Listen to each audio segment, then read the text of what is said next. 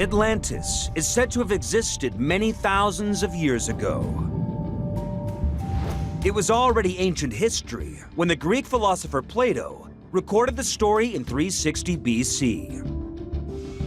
He describes Atlantis as a great civilization obliterated by earth and sea. In one terrible day and night of storm, your warriors were swallowed in a body by the earth, and Atlantis likewise sank into the sea and vanished.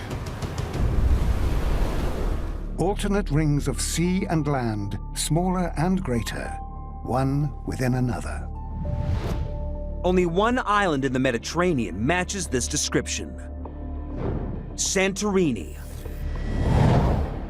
in the middle of the Aegean Sea. In ancient times, Santorini was known as Thera.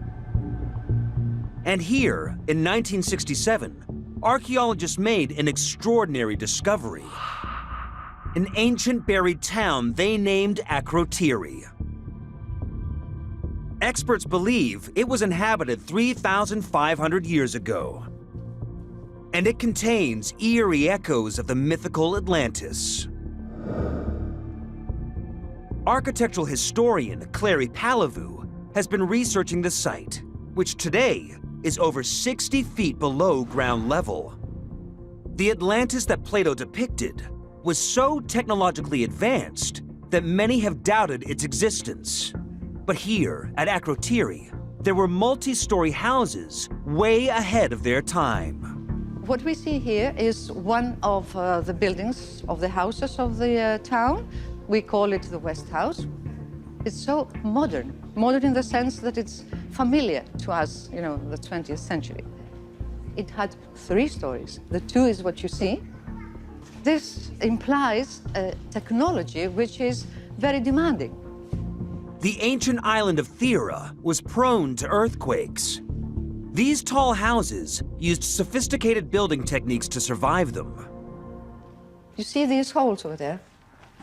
So these were beams that were inserted in the wall structure to keep it steady.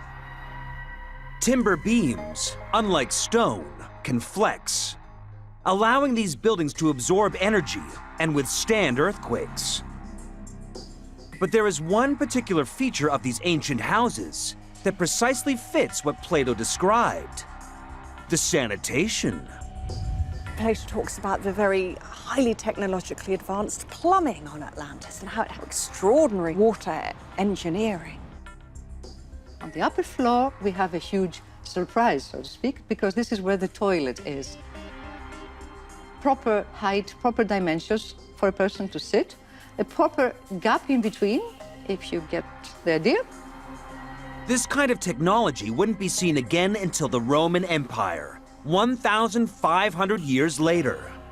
It's most probably the earliest domestic toilet in the world.